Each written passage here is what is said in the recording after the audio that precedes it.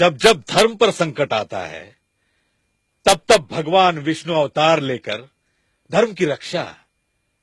नहीं, जब जब ब्राह्मणों पर संकट आता है और वे गैर ब्राह्मणों से पराजित होते नजर आते हैं, तब तब ये आर्यों के तथाकथित चिरस्थायी भगवान विष्णु अवतार लेते हैं।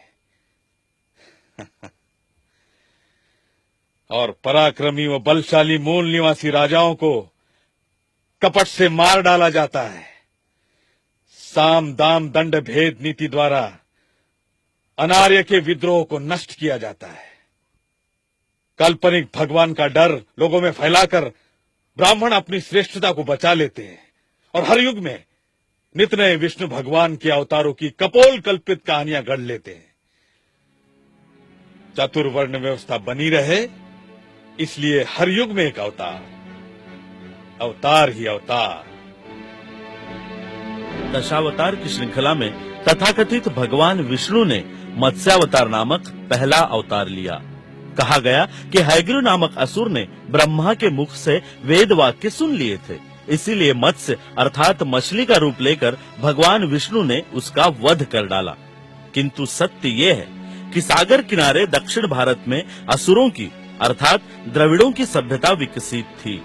प्रगतिशील द्रविड़ों को आर्यों का पाखंड नापसंद था, इस कारण उनमें अक्सर संघर्ष होता रहता था। तब आर्यों ने कपट से द्रविड़ों को वश में कर लिया।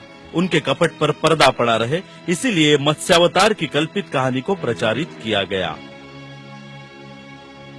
कूर्मावतार। पराक्रमी अनार्य राजा जब आर्यों पर हावी हुए तो आर्यों को उनका मुकाबला करना संभव नहीं था। आर्यों को अपनी हार होती नजर आ रही थी, इसीलिए संघर्ष के बजाय सुलह का रास्ता आर्यों ने अपनाया और कछुए की तरह शांत रहकर अनार्यों के साथ समझौता किया। ये समझौता सागर किनारे किया गया, इसीलिए इसे समुद्र मंथन का नाम दे दिया गया। अपनी हार को आर्यों ने मूल निवासियों के साथ समझौते में बदल दिया और कछुआ नीति के आधार पर किए गए आपातकालीन समझौते को कछुआ अर्थात कूर्मावतार कहकर प्रचारित किया।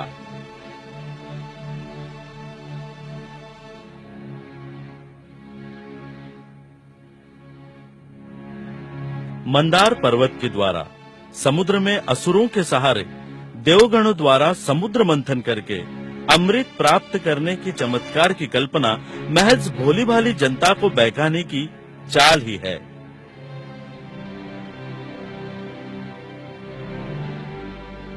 वराह अवतार। मूल निवासी राजा हिरण्याक्ष भारतीय भूमि का असली वारिस था। उसकी भूमि पर आर्य कब्जा करने की कोशिश करते थे, इसलिए आर्य और हिरण्याक्ष में संघर्ष हुआ करता था। हिरण्याक्ष ब्राह्मण संस्कृति के लिए खतरा बन गया। प्रजा में हिरण्याक्ष ब्राह्मणों से ज्यादा लोकप्रिय था। उसे जबरन मारकर राज्य हथियाने से प्रजा विद्रोह कर सकती थी और आर्यों का प्रयोजन सफल नहीं होता। इसीलिए असावधान हिरण्याक्ष के ठीक कान के पीछे आघात करके कपट से उसकी हत्या कर दी गई। प्रजा विद्रोह ना करे, इसलिए भगवान विष्णु ने वराह का रूप लेकर हिरण्याक्ष को उसके पापों की सजा दी, ऐसी कथा प्रचारित की गई और सुअर अर्थात वराह अवतार का निर्माण किया गया और इस तरह आधारहीन कथा के सहारे लोगों को भ्रमित किया गया। नरसिंहावतार। न जमीन पर न आकाश में, न रात को न दिन को, न अंदर न बाहर, न पशु से न मानव से, ऐसे अपराजित दिग्विजय राजा हिरण्यकश्यपु के कपटवध को छिपाने के लिए नरसिंहावतार की कहानी गढ़ी गई। वराह अवतार के दरमियान जिस राजा हिरण्याक्ष की हत्या आर्यों ने की, वो हिरण्यकश्यपु का भाई था। इसीलिए हिरण्यकश्यपु ने आर्यों पर हमला बोलकर उनको भूमिगत होने पर विवश किया। हिरण्यकश्यपु के बेटे प्रहलाद को बहकाकर चालबाज आर्यों ने हिरण्यकश्यपु के महल में प्रवेश किया और बाघ नखों के सहारे धोखे से हिरण्यकश्यपु को मार डाला और प्रहलाद को राजगद्दी पर बिठाया गया। आर्यों के कपट को जानकर प्रजा विद्रोह ना करे, इसलिए बाघ नखों की कहानी को नरसिंहावतार में बदलकर प्रचारित किया गया।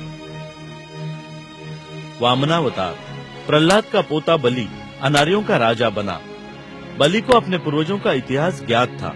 उसने आर्यों को लड़ाई में हराने के लिए उनकी राजधानी अमरावती पर हमला बोल दिया। युद्ध में पराजित आर्यों ने राजा बलि की शरण ले ली। राजा ने उदार मन से आर्यों को शरण दे दी। इसका फायदा उठाकर आर्यों ने धीरे धीरे शिक्षा, संरक्षण एवं व्यवसाय इन तीनों क्षेत्रों पर पूरा कब्जा कर डाला और बलि को सत्ताहीन कर दिया। और ये अफवाह या भ्रम फैलाया गया कि छोटे कद का वामन, जो तथाकथित भगवान विष्णु का अवतार था, उसने बलि से 3 कदमों के नीचे समाने वाली जमीन का हक मांगा और बलि ने उसे अल्पमात्र समझकर दे दिया। ये 3 कदम में समाने वाली जमीन का हक नहीं, बल्कि शिक्षा, व्यवसाय और संरक्षण का हक था। अनार्य प्रजा में बलि अत्यंत लोकप्रिय था और उसे आमने सामने परास्त करना संभव नहीं था। अतः छोटे कद वाले वामन का सहारा लेकर आर्यों ने राज्य हड़प लिया और इस कुटिलता को वामनावतार का नाम दे दिया गया।